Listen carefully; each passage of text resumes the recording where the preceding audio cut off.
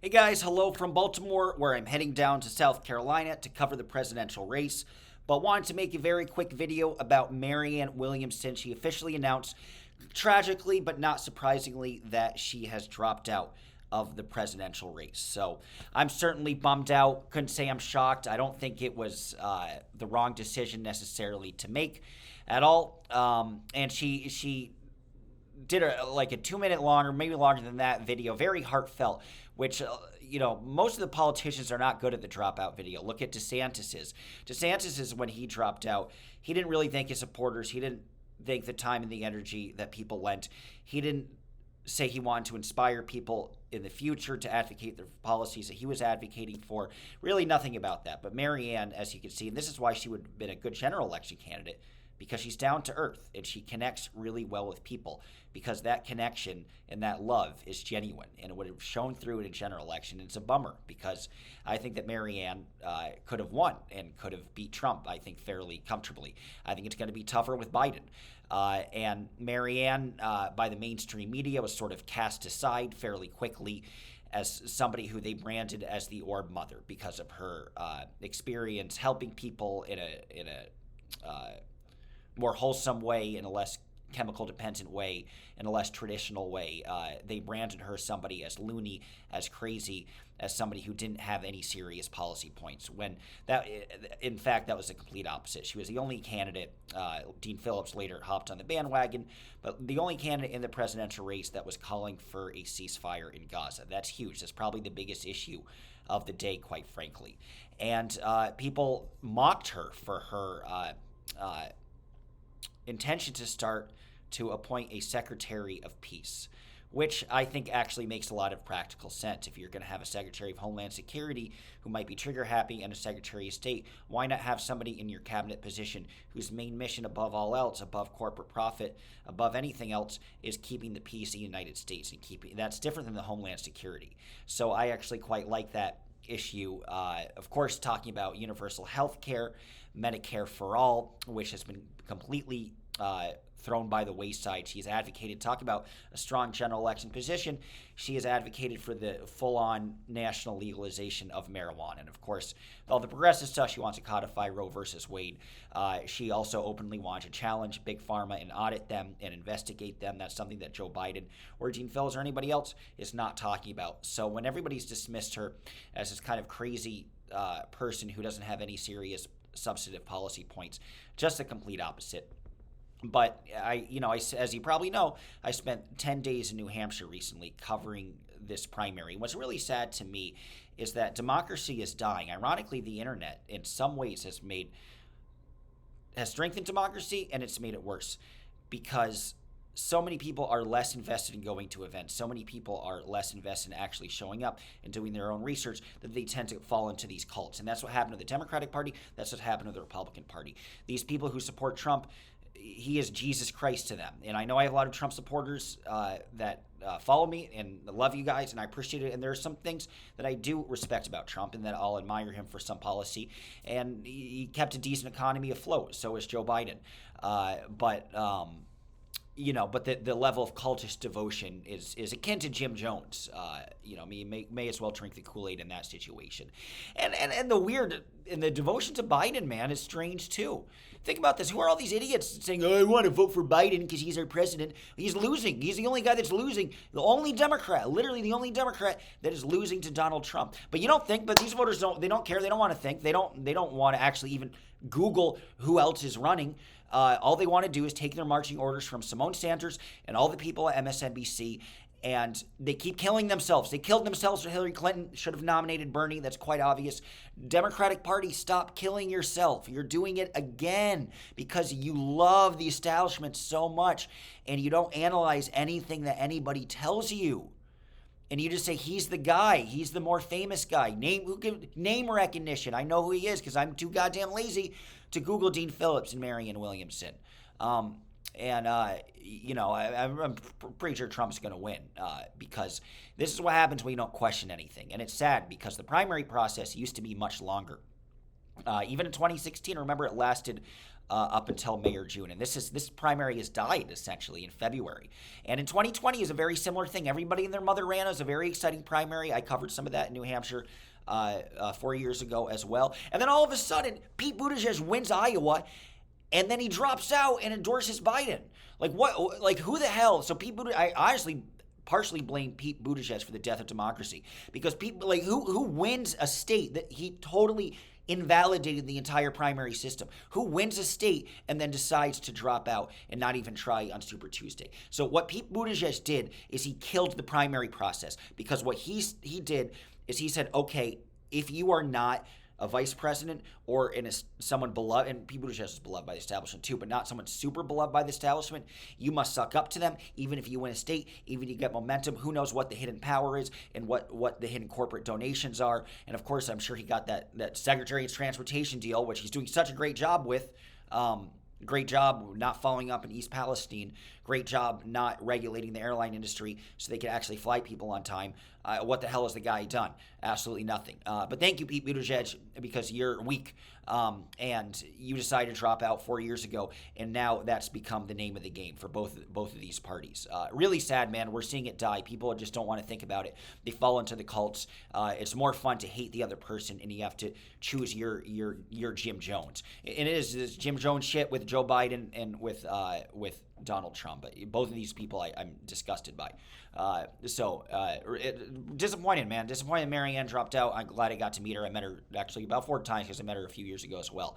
And I admire her character, man. Politicians are scuzzy. I ran for office. I got to meet a lot of them. Spent a decade in New York City politics. Met a lot of the presidential candidates. Most of them are rude as hell, or there's no authenticity. They're not normal people. They have this coldness and this weird type A personality. That's why I can never succeed in politics. It's kind of too warm and too silly. Never took myself too seriously. They have this kind of this laser type A, rude, hostile personality. Marianne just didn't have that. And I thought, man, she was so cool. And just the last little thing, I was in Dover, New Hampshire. Went to an event of hers, and me and only 3 other people showed up, so it was nothing. But Marianne, they suggested, hey, do you want to take a nap or do something else? But no, she talked to the 4 of us for an entire 2 hours. And man, if that's how you're going to treat the 4 people that show up to your event, look, that's how you're going to treat your constituents. So we lost an opportunity. And I'm a little surprised that Marianne dropped out, because she came in 2nd place. She beat Dean Phillips in South Carolina. 2nd place, she got 2%, and Biden got 96% of the vote. So pretty bad. And I was hoping that Marianne could punch 10% maybe in New Hampshire. I was looking for that, and that did not happen. But she did get 2nd place, and Dean Phillips, I think, spent about $500,000 in South Carolina and had events. He had 5 events in South Carolina. Marianne Williamson did not, and she did better than Dean Phillips. So, she might have had a slight incentive to continue going. She also brought Scientology into the presidential race because of my doing. You'll get to see a clip. I asked her, would she appoint a IRS chair who would revoke the tax-exempt status of Scientology? And I apologize. I was filming with 2 different sets of camera, my phone and my DSLR, and I got her answer on video on the phone.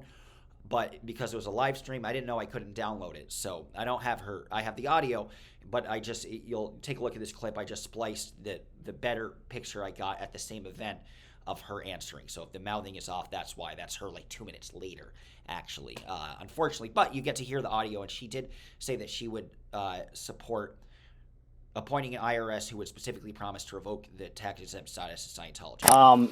And this is a strange question. It's not a gotcha question or anything like that, but it's one that hasn't been asked before. So last event I explained I was a journalist. I got fired for kind of speaking the truth about Scientology. And I ask you this only because you could get this viral moment because it has such a following in the internet. Would you potentially support an IRS chair who would revoke the tax-exempt status from Scientology? They're worth billions of dollars. They're under investigation for child labor trafficking. So it's an issue. You're the one that often speaks truth to power. So I'm wondering, maybe you have to do some more research, but would you be open to potentially appointing that IRS chair so they could revoke that tax-exempt status? First of all, I support any investigation of any organization that is cheating the American people and doing wrong by anyone. Well put.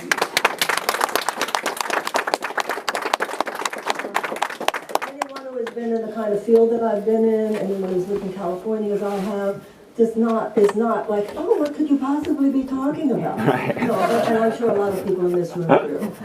Investigation seems legitimate, yes. Awesome. Got my support. So I'm going to make my way down to South Carolina, and I'm going to make sure that I try as much as I possibly can to ask these questions to the two candidates visiting who are still running, Nikki Haley and Donald Trump. That's going to be a lot more a challenge because they have a lot more interest in a lot more heavier attended events than Marianne Williamson ever did. But that's going to be my goal, to ask Nikki Haley and Donald Trump, would they commit to appointing an IRS chairman who would promise to revoke the tax-exempt status of Scientology? I think it might be a challenge. Although, as I said before with Trump, he's interesting. If you scream something at him, you're close enough, and I've had an ability to get fairly close to him at his events, he'll actually respond to you. So I'm just going to scream out and say, hey, Mr. Trump, would you appoint an IRS chair who would revoke the tax-exempt status of Scientology? And maybe he'll respond. So I'll try the same with Nikki. Nikki doesn't really respond to people as much, although she has a little bit. That's probably the only opportunity. In the press scrum. Well, what's nice is I have this DSLR camera, and one of the reasons I dress up at these events and wear a suit and tie is because I'll pretend I'm the press, and I can go where the press goes. And it seems kind of a natural thing. So I'm going to try to get in the press scrum. Trump won't even take questions in that regard, but Nikki Haley, I think, will still. So I'm going to try to get in the press scrum as well to see if she's taking questions. Nikki Haley might not be taking questions either. But thank you all, guys, for watching. In memoriam, rest in peace, Marianne Williamson. Obviously, she's not dead. That's my little joke. Ran a strong campaign, fought for people. And again, just in her message, she's talking about how she wanted to empower young people, that she wanted to change the way that politics is dealt and change the electoral makeup of the country to have more people invested directly in the well-being of their citizens versus in the corruption of corporations. So very different dropout announcement, and very personal about how she met so many people on the campaign trail and wants to continue fostering them. So she is the real deal, man. Only the good die young, as Billy Joel once said. And she is one of the good ones. And far too soon. She would have made a fine president. But that's the way the cookie crumbles. Other than that, so you'll see me in South Carolina pretty soon, and then to Los Angeles to cover the Scientology stuff. Oh, a few comments about that. They didn't like that I called the guy homeless. That's just a shorthand way to refer to the dude's name, because usually it'd say gentleman, but he wasn't even a gentleman. I don't think he was homeless if he's paid off by Scientology, but I was saying homeless as in to have some sort of way to reference this guy.